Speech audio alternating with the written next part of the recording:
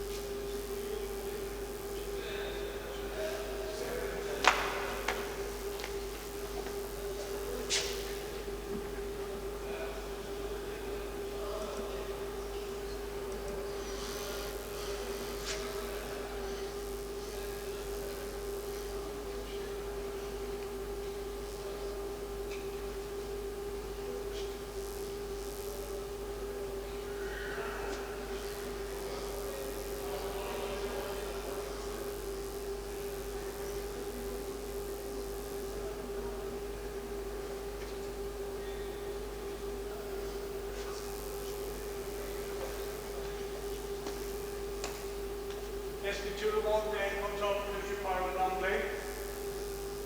Vous pouvez poser des questions si vous voulez, en anglais, en français.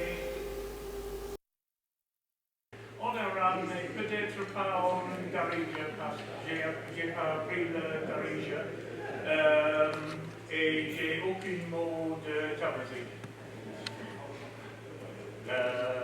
اسمي فرانك دومني، أنا مهندس اتصالات من أيرلندا، أنا متخصص في الترويج الاقتصاد ومهارات الهندسة، أنا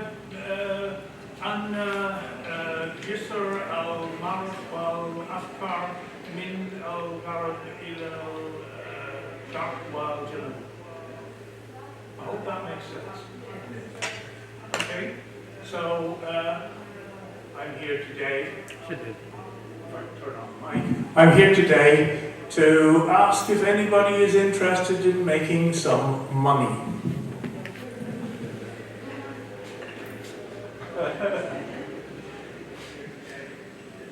Okay, we'll wait for the society to start the conference. If he doesn't show up in the next couple of minutes, we'll start anyway. Okay. Okay. How many people are working on artificial intelligence? Yeah? Okay, good. How many people would like to work on large artificial intelligence projects? Oh, good. Because I will tell you about some that we are thinking about. And my job is to help you achieve your objectives. We'll have Lady Kate from the British Embassy coming along at about lunchtime to say hello to us. She is the education advisor for the Maghreb. She's a very nice lady and she wants to help people to achieve their objectives in North Africa. Okay, so let's start.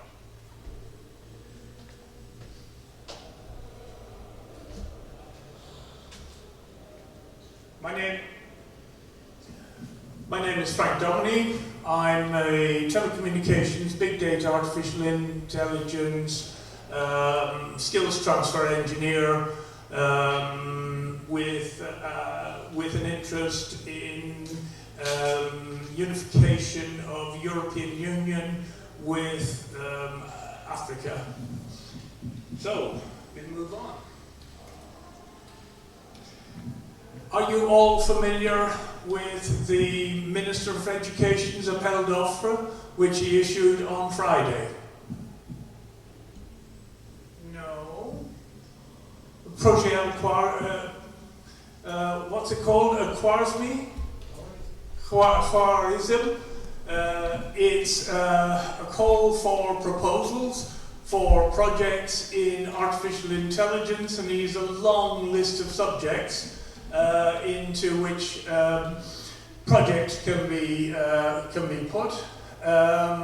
There is 50 million dirhams of funding available for people who want to take part, and it requires a combination of an academic partner and an industrial partner. And the industrial partner can be a small company, large company, or me.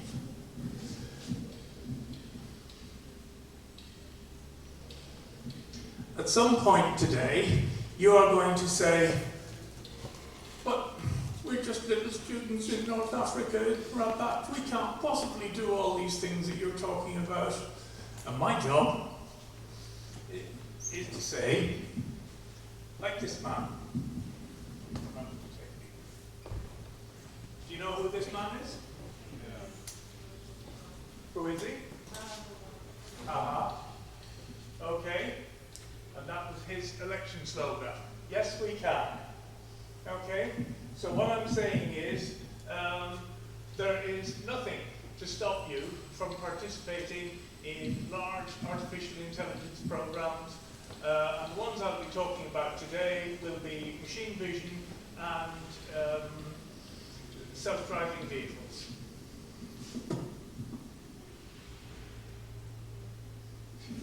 Now, the last time I was here, I watched a presentation by people who were talking about artificial intelligence and how much they knew about it, and they made it clear that they weren't quite sure what the definition of artificial intelligence is.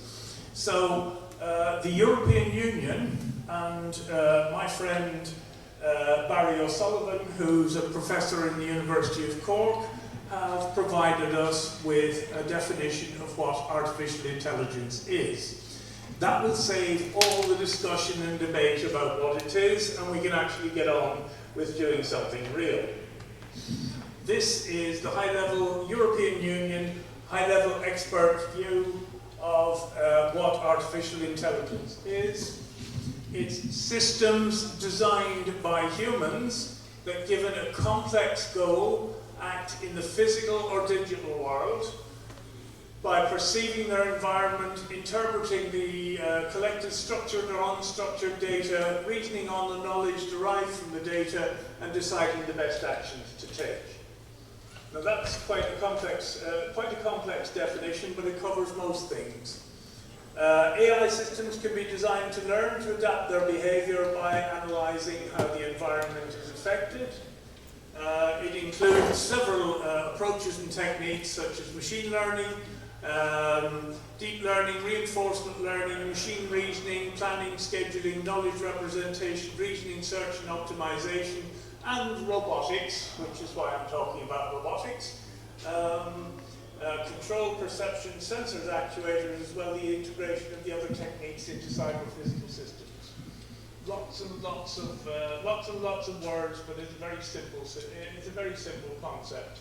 It's a system designed by people which gets something to happen in the environment.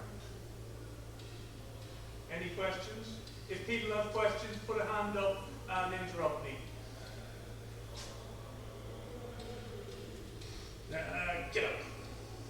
Right, the next word I want to talk to you about is siloing. Does any anybody know, does everybody know what silos are? No? Hands up anybody who doesn't know what silos are. Okay.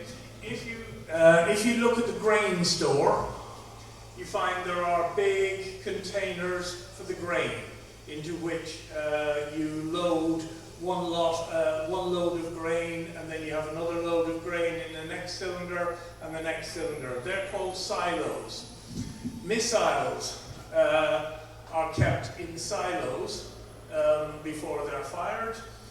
And siloing is a problem in organizations that I have encountered here in Morocco. I did a workshop 2 years ago where I talked about some slides of eyes and diagnosis of eye conditions. And I sent an email to 30 professors at the eye hospital saying, I have this wonderful technology, come and learn about it, and nobody showed up and nobody bothered to answer my email. That's siloing.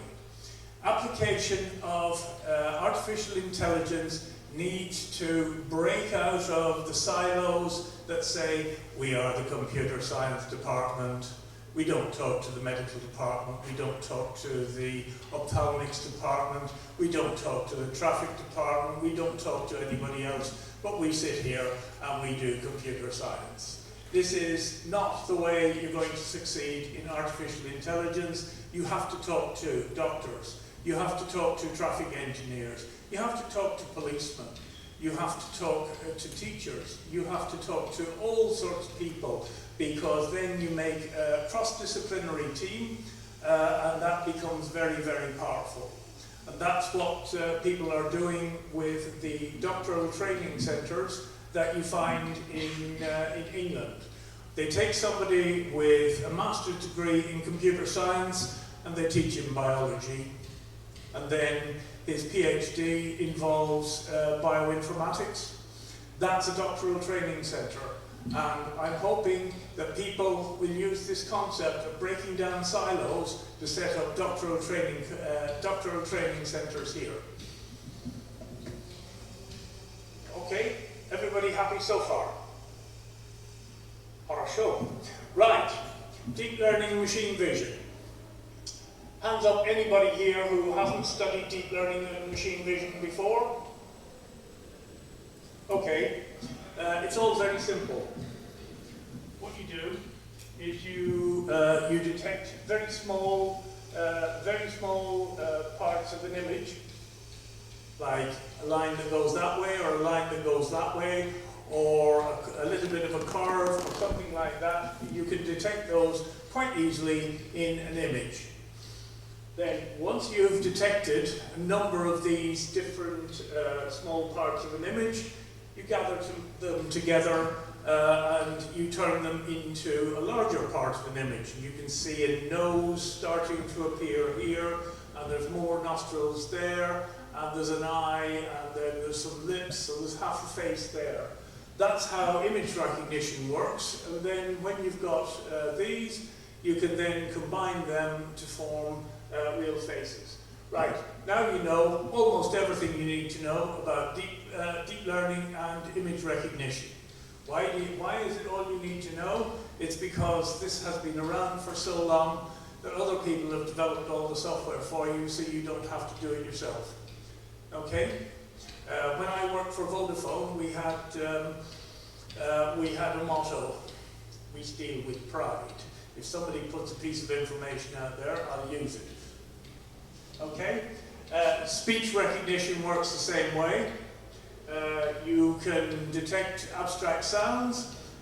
You combine those to form phonemes, and then you combine those to form complete words, and then you can do machine translation and things like that. The Chinese are very, very good at it. So, that's all you need to know about image recognition and deep learning. There are thousands and thousands of PhDs out there about the very minute details, but you now know everything you need to know. Typical applications of machine vision include medical. Here's a picture. I'll come back to that in a moment. You use them in retail, that is, you can use them in shops to increase the turnover of the shop. And if you increase the turnover of a shop by 5%, you increase the profitability of the shop by 20%. Public safety and security, can we detect the thieves breaking in? Can we detect the people breaking into car parks? Can we detect people fighting with each other, stealing from each other downtown? Automotive is, this is used in self-driving vehicles. And I will show you more about that a little later. We use it in factory and manufacturing, and this is one of the most exciting areas. For Africa, because European manufacture can't cope with the restructuring it needs to make use of big data and smart systems. So it will be moving factories into Africa, and I'm hoping that by showing you how to do machine vision and robotics, that the factories will come into Morocco, and that you will be a gateway into Africa for German companies and French companies and Spanish companies who want to build factories close to their customers. Robotics, I've talked about, and it's really exciting at the moment because until very recently, robotics have been, here is a robot arm, it can pick up a load here, it can transport it over there, it can put it on a conveyor belt, and it can put it in the box. It's not very good at opening doors. You get a success rate of about 20% if you tell a robot to figure out how to open a door on its own. However, if you put a camera there, which allows the robot to see where it's going wrong in opening the door, suddenly all sorts of things which were impossible suddenly become possible. Now this is an area which hasn't been explored. Tell me if I'm talking too fast for people. This is an area which hasn't been explored by academics and by industrial companies. And this is one of the objectives of the appel d'offre that the Minister of Education issued, is to build up the skill base in Morocco and to apply all these techniques to Moroccan industry and to create lots and lots of jobs. I want to give this talk again in Tetuan because there are lots and lots of unemployed graduates in Tetuan, and I think I could probably create 1,000 jobs with the technology I'm explaining. Excuse me. Pardon me.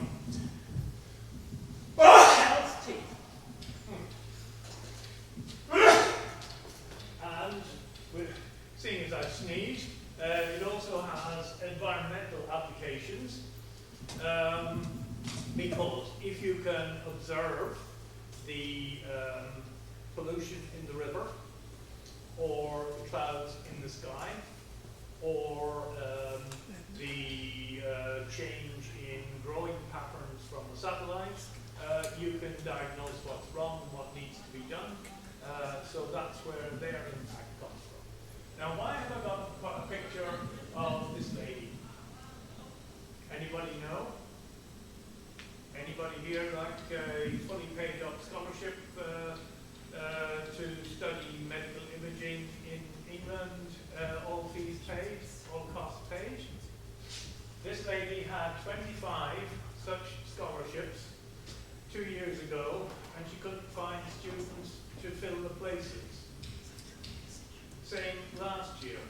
She she had, I think, 15 scholarships for fully funded PhDs in London at King's College and Imperial, and she couldn't find the students to fill the places.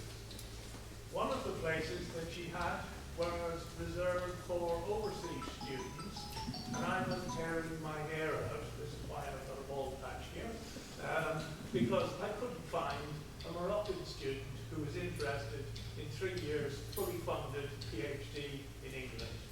Do please tell your friends they have plenty of time before before Julia is looking for people next year. Okay, and this is the tweet that she sent, saying she's looking for graduates in engineering, biology, physics, chemistry, computing or mathematics to do research projects in image acquisition and reconstruction, including chemistry, biology, image computing, and computational modeling. So, I'll be disappointed if there are no Moroccan applicants to Julia next year. Okay, how are we doing for time? Okay, medical. Does everybody recognize this curve? No? If I said logistics regression curve, logistics regression curve. Yeah? What it is the curve which defines the boundary between one outcome and another outcome. This is a technique that's used in big data analysis and was used by the Beth Israel Hospital in Boston for analyzing tissue samples to detect cancers. And it had a lot of different parameters that it analyzed to identify whether it predicted that the tissue contained cancerous cells or non-cancerous cells. Okay? And the problem with analyzing tissue for signs of cancer is that they have got a 5% error rate. Now that is 5 women in 100 who get the wrong diagnosis and they're told they don't have cancer, or get the wrong diagnosis and they're told they have got cancer. Now, what they found when they tried automatic analysis of the tissue samples, that the error rate for a trained pathologist was 3.5%. That's 3.5 in 100 samples are wrong. With the machine, the error rate is 2.9%. Okay? And what it is samples which lie along the borderline between the positive and the negative, which are just one way or the other. Okay? That's where the problem lies. When you combine a trained pathologist with machine analysis of the sample, you get an error rate of 0.5%. Okay? That is 1 woman in 200 gets the wrong diagnosis, which is an awful lot of money, pain, and suffering. Now, there is the program for cervical smears in Morocco is not, there's not a terribly large take-up, so there's a lot of women who need to be checked for cervical cancer in Morocco. This gives us a handle on how we might set up a system for analysing those smear results. Now, other things. This is a picture of a fetus in the womb, baby before it's born. By imaging the baby in the womb, we can actually get a diagnosis of defects in the baby and can do surgery on the baby in the womb. Okay, and that's a result of being able to do advanced image analysis. The same can be done for hearts.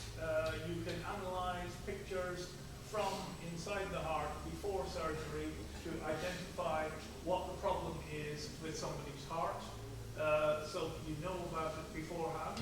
You can also 3D model the heart, so the surgeon can practice what he's going to do on a rubber model of the heart before he actually has to cut the patient open.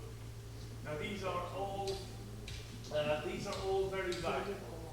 Now, do you remember I told you that I was disappointed that the people from the eye hospital didn't come to see my presentation about eyes?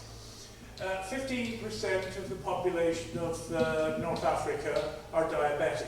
I'm diabetic too, but that's because I'm fat. Really, it's also a present from my granny. Every year they need to have their eyes inspected because you get a thing called diabetic retinopathy, and the blood vessels in the eyes start to burst and it blacks out parts of the retina. You can take drugs to prevent it happening. If you don't treat it, you don't look after it, you go blind. That and macular degeneration is the other prevalent condition in eyes in North Africa. Now the problem is that having to get people to go to an optician once a year, if they have to trek in 50 kilometers from their village in the desert to the optician in the town, have to pay them some money, that is a real problem. So what happened was that Google took 1 million eye scans from the eye hospital in Moorfields in London.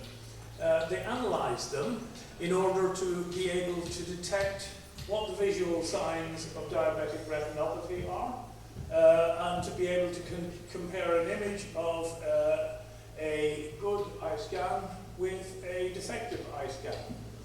It used to be done by rows and rows and rows of girls sitting all day in a darkened room looking at photographs on the wall, and you think to yourself, good God, would I like to do that for a living? These days, you can do it with a machine. So Google can automatically classify eye scans as either showing signs of retinopathy or clear. These days, when you go to an optician in England, the machine is networked, so it's uploaded to your medical records in the database. So it's all automatically tracked for you. Now, the guys in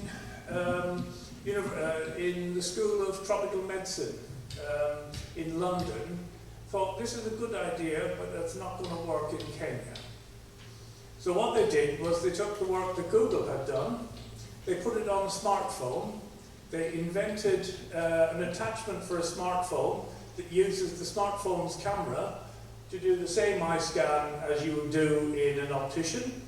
And so you then have a handheld eye scan device that you can take out into every village in Kenya, Morocco, Mali, Nigeria, and survey the population's eye health. It's all terribly doable. It's already been done by a company called Peak Vision in England, and one of the things I would really love to know is why the professors at the eye hospital aren't the least bit interested in this technology. So, let's go on and have a look at another slide. Retail. 4 years ago, I brought a millionaire to talk to people, and he talked about how he turned around a catalogue company which used to send out large catalogues into small villages to allow people to buy clothes and shoes and things like that. He turned that into an online distribution company, one of the most profitable in England. And I was really disappointed that nobody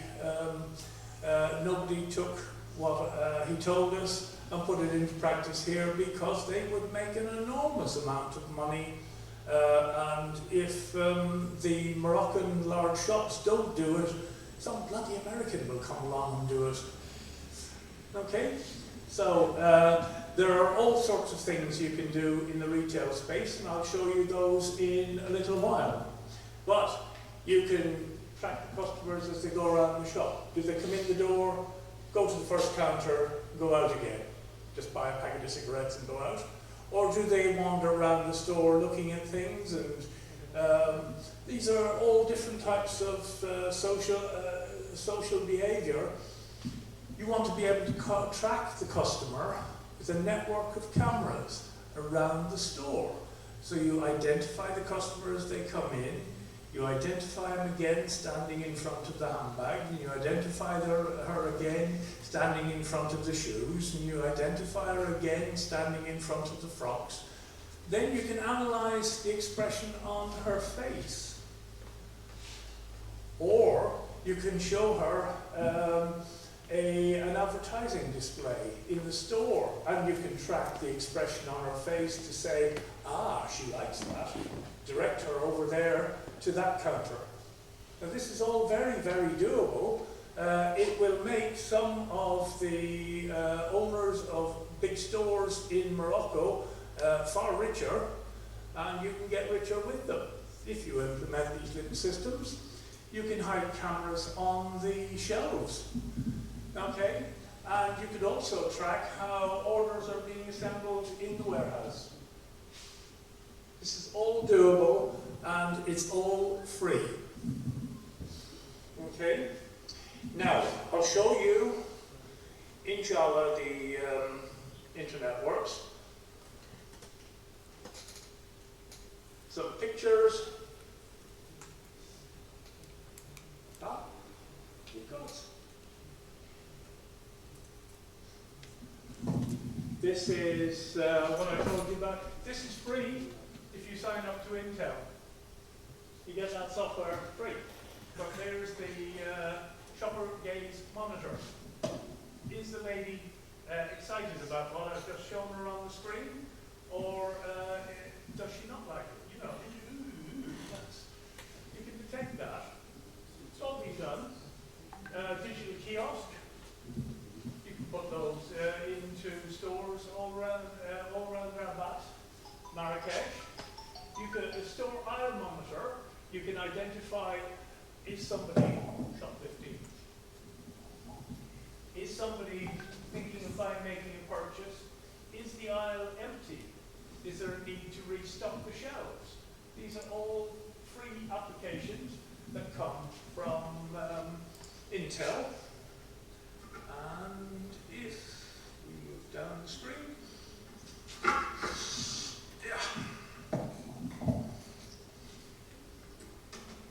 you can do a people counter.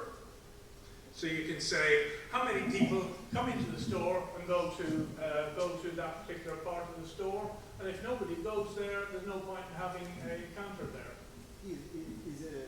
Is that pre-trained model, deep learning model, offered by Intel? Yeah, it's free. And the Intel guys are so enthusiastic to find customers, and I'll explain to you why, because they damn nearly went broke. But they are trained on products and on English and perhaps written products, but not on Moroccan products. It's so very easy. We have to train to take pictures in a retrained model so as to detect. That's fairly straightforward because there's a large database of products out there which have already been encoded. So you only need to make minor changes to the model to get it to work. Okay. So we also have store traffic monitor. You can identify the person. You can track them around the store. There's a people counter system. Who goes where in the store and how many? In a factory, you can build a safety gear detector. Is he wearing the helmet? Is he wearing the jacket? Is he moving in the safe area, or is the robot going to kill him?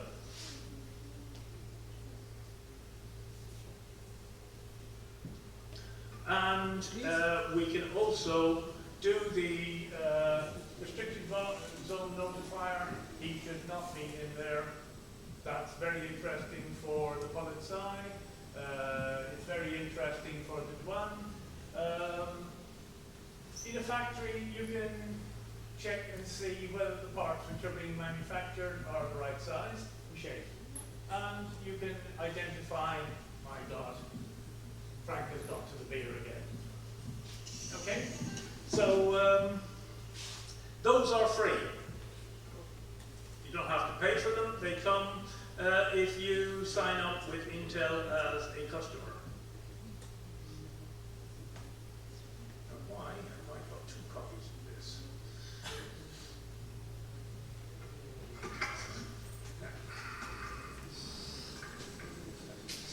Public safety and security, well, we've already seen that. We can do facial recognition. You can avoid theft. You can identify the guy who walks around the car park. You know the guy that walks down the street and he tries the door of every car to see which one is unlocked, so he can do opportunity theft out of your car. Well, you can put a camera, identify him, and have the police arrest him before he gets to the end of the street, if you want to.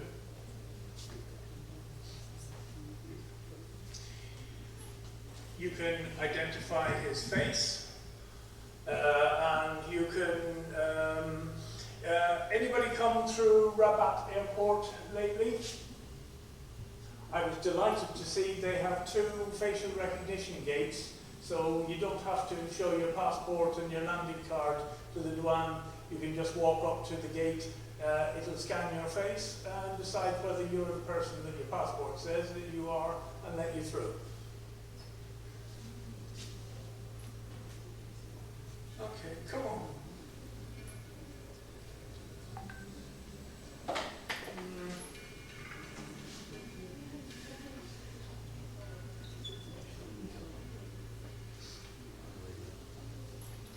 Automotive, which we'll talk about later.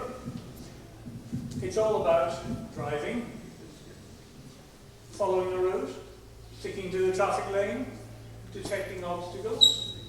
That man like me walks out in front of a car. The car will have terrible damage and I have no insurance, so they have to pay for the repair themselves. Navigation in towns, fleet coordination. Now, if Moroccan students want to learn about these really important and useful skills, this is how it happens.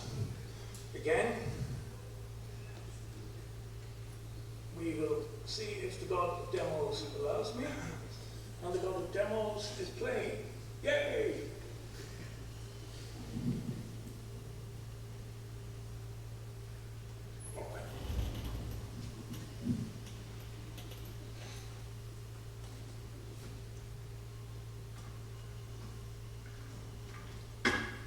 You know the God of Demos.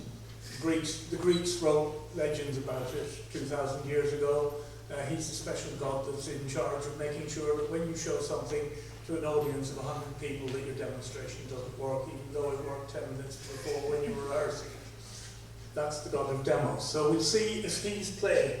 Right, this is Ducky Town. There is no sound, but Ducky Town is an artificial town which was invented in MIT, and they have invented little cars which are driven by Raspberry Pis as processors. They have a single camera on board and they drive around the city, sticking to the lane, stopping at road signs, navigating. All these things are free lessons on the Ducky Town website. Here is a student's project where he is trying to follow this yellow line and navigate around the town. Now, I'm the Chief Inspector Ducky Town for North Africa. So if anybody wants to join in the Ducky Town initiative and learn how to program these little self-driving vehicles which drive around towns. They stop at traffic lights. They give way to each other in traffic situations. These dogs they play no role other than to make these scenes look pretty. And these are standard layouts. And there is 2 competitions a year for teams to present their self-driving car algorithms for evaluation on a trial layout. And we can build that layout here in Rabat, or in Marrakesh, or in Agadir, or even in Casablanca if I can get through the traffic jam. And this is a very long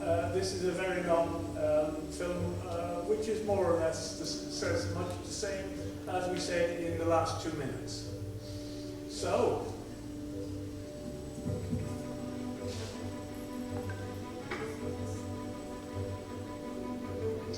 The street signs are QI coded. See, they're QI coded with the nature of the cross. That means the vehicles react to the road signs. So we go back and we will see what we have here next.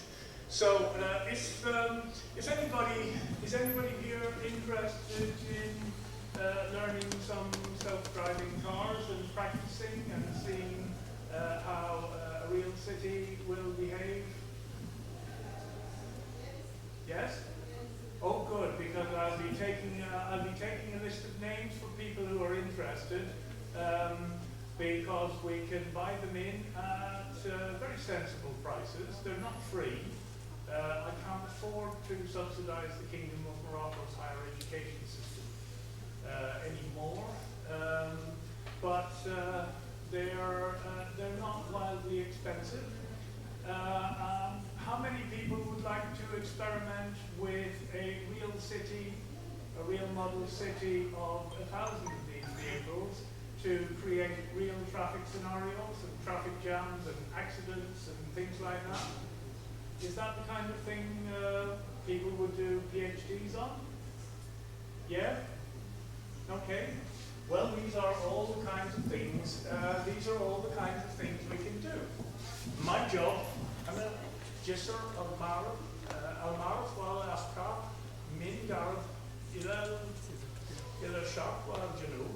And I also supply equipment. Okay? So, factory and manufacturing.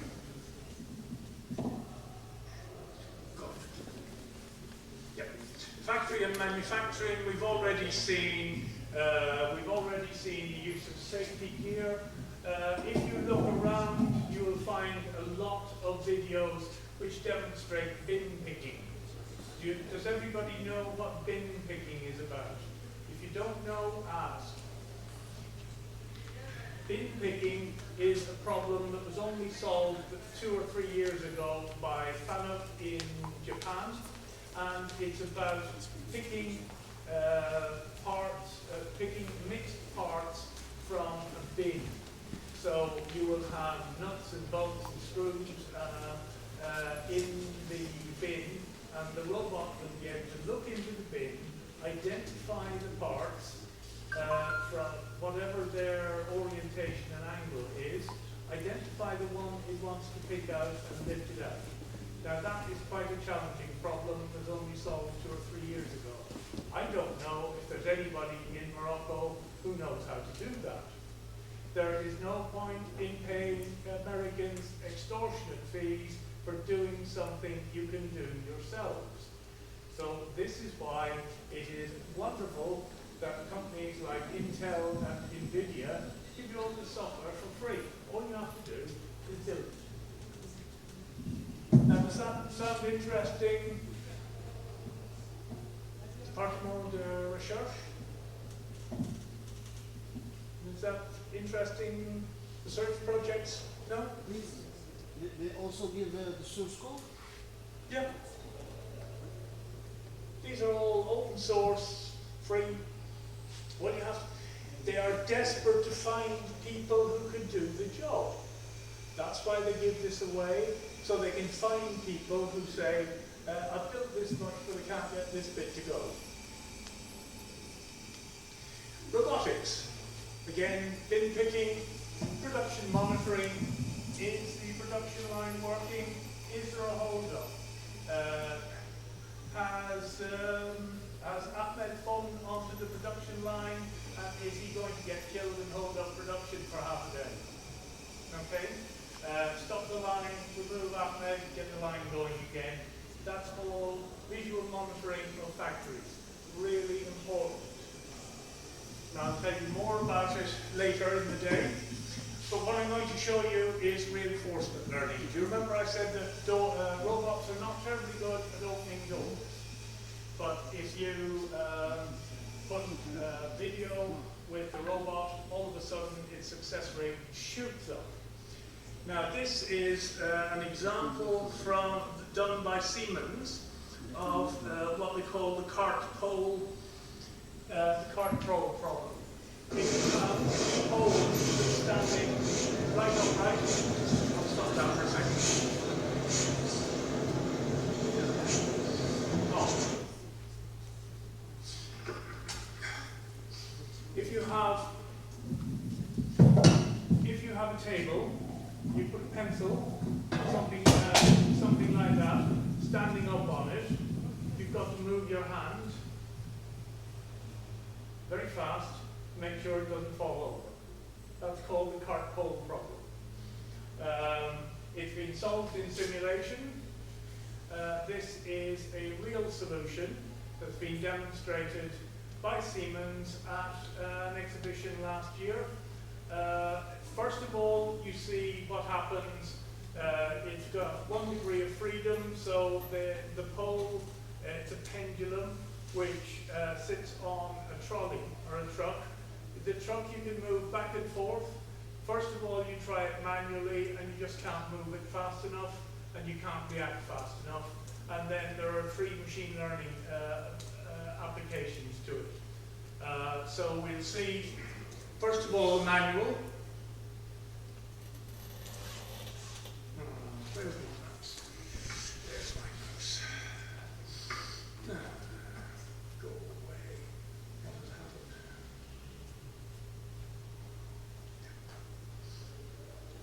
No, it's not. It's that one.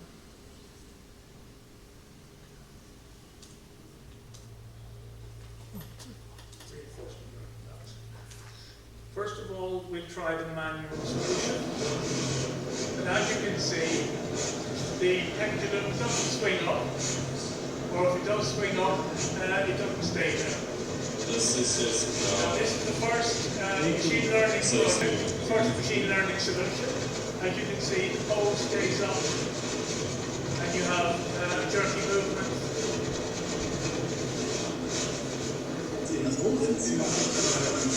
And then the third policy, which is even more successful.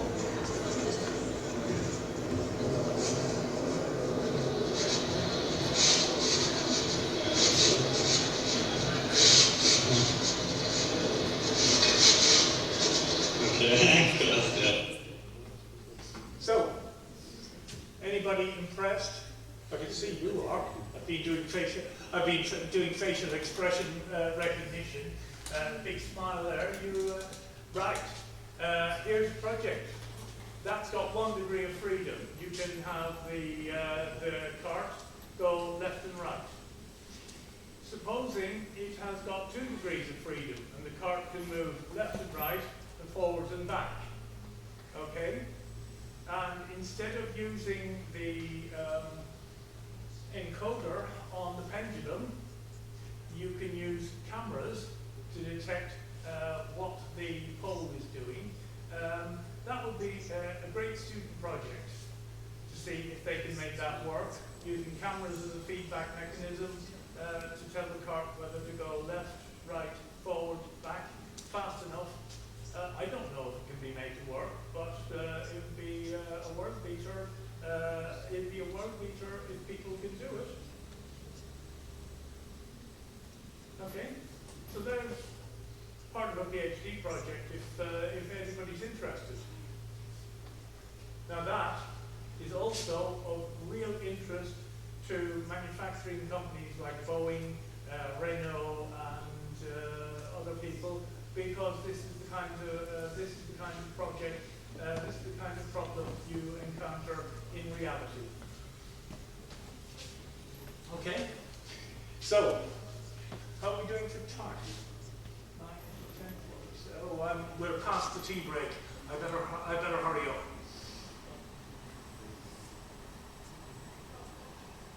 Environmental. This is Arte. The problem with Arte and solar systems like that is if clouds come over, the output of the station drops because the solar intensity goes down. You can analyze the cloud formations which are heading for Arte to give an hour's early warning so they can start up conventional generators to make up for the shortfall. That's all image recognition and post cafe. Visual. Basic visual. Okay. Bon. Marshall Krev.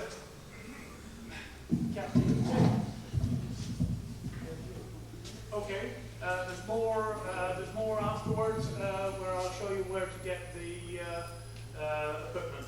But anyway, now, keep this one the cafe. Kitty cakes.